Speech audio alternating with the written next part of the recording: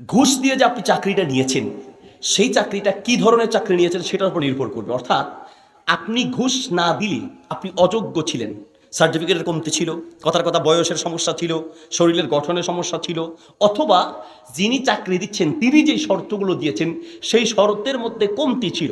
এখন টাকা যখন ঘুষ দিয়েছেন তখন সেই কমতিটা পূরণ করে দিছে, তার মানে ঘাটতি যেটা ছিল সেটা পূরণ করে দিছে। কিসের মাধ্যমে?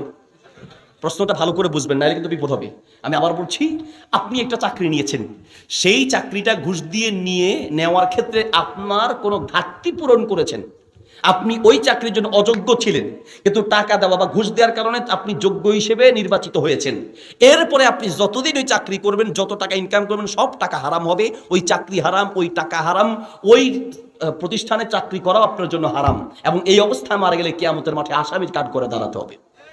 আল্লাহ নবী বলছেন, ইন্নাকা লান তাদা শাইআন লিল্লাহ ইল্লা আবদালাকা আল্লাহু মা হুয়া খায়রুম মিনহু। উম্মত শোনো, তুমি আল্লাহর জন্য কিছু ছেড়ে দিবে।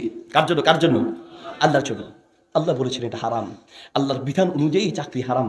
আপনি ঘুষ দিয়ে নিজের অযোগ্যতাকে যোগ্যতা প্রমাণ করে চাকরি নিয়েছেন।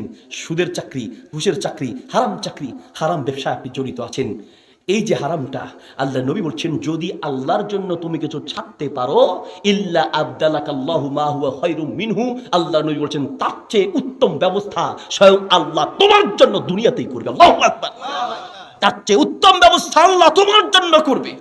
কাছে এই বিশ্বাস তাওয়াক্কুল রেখে ইনশাআল্লাহ হারাম পথ থেকে ফিরে আসেন।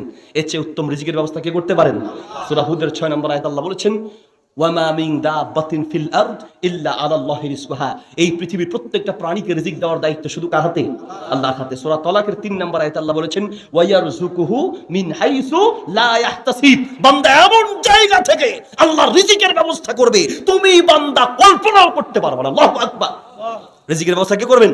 আল্লাহ করবেন। আল্লাহর উপর ভরসা রাখবেন। যদি আপনি ঘুষ দিয়ে অযোগ্যতাকে যোগ্যতা প্রমাণ করেন, অযোগ্য ছিলেন, যোগ্যতা প্রমাণিত করেছেন বা যোগ্যতা সৃষ্টি করেছেন টাকা দিয়ে, তাহলে এই চাকরি হারাম। কিন্তু আপনার সব ঠিক ছিল, আপনি 100% ওকে আছেন, এরকম সব ঠিক, যা যা শর্ত চেয়েছে সবই ঠিক আছে, কিন্তু এরপরেও আপনি মামুখালুরে যদি কিছু না দেন, আপনার যোগ্যতাকে তারা অযোগ্যতা প্রমাণ করবে। হ্যাঁ, তাহলে আপনার সব ঠিক থাকার পরেও চাকরির সব ঠিক, এখন মামু খালুরে বাধ্য হয়ে কিছু দিতে হচ্ছে। যদি এমনটা হয় তাহলে ঘুষ যে দিয়েছেন সেই ঘুষের কারণে আপনি গুনাহগার হবেন, তবে আপনার চাকরির ইনকাম বা চাকরির টাকাটা আপনার জন্য হালাল হবে। বুঝাতে পেরেছি? যদি আপনার যোগ্যতা আছে, টাকা ছাড়া কোনোভাবে চাকরি হবে না, এবং আপনার সাথে অযোগ্যরা চাকরি নেবে টাকা দিয়ে, এই ক্ষেত্রে আপনি নিরুপায় হয়ে যদি টাকা দিয়ে চাকরি নেন, এটা জায়েজ হবে। বিকজ আপনি নিরুপায়, আপনাকে বাধ্য করা হচ্ছে। যদি আপনি টাকা দিয়ে চাকরি নেন তাহলে সেটা জায়েজ হবে। যে টাকা নিয়েছে সে হারাম খেয়েছে, বাট আপনার জন্য হালাল হবে, বিকজ আপনি মাজলুম, আপনি জুলুমের শিকার। আপনার যোগ্যতা থাকা সত্ত্বেও আপনাকে টাকা ছাড়া দিচ্ছে না তারা, ফলে আপনি মাজলুম হয়ে যদি টাকা দিয়ে চাকরি নেন, জায়েজ আছে। আর যদি আপনি এটাকে পরিহার করতে পারেন যে না, আমি এটা ছাড়, শরিয়াত ছাড় দিয়েছে, আমি ছাড় নেব না, আমি বরং মূলের উপরে থাকবো এবং আমি এই জব করবোই না, প্রয়োজন একটা ছোটো জব করবো। আমি আমার ফ্যামিলি, পরিচিত এক ফ্যামিলি আছে আমার খুব ক্লোজ, লাখের ঘরে স্যালারি ছিল। লাখের ঘরে বলতে আপনার কয়েক লাখ সম্ভবত স্যালারি ছিল।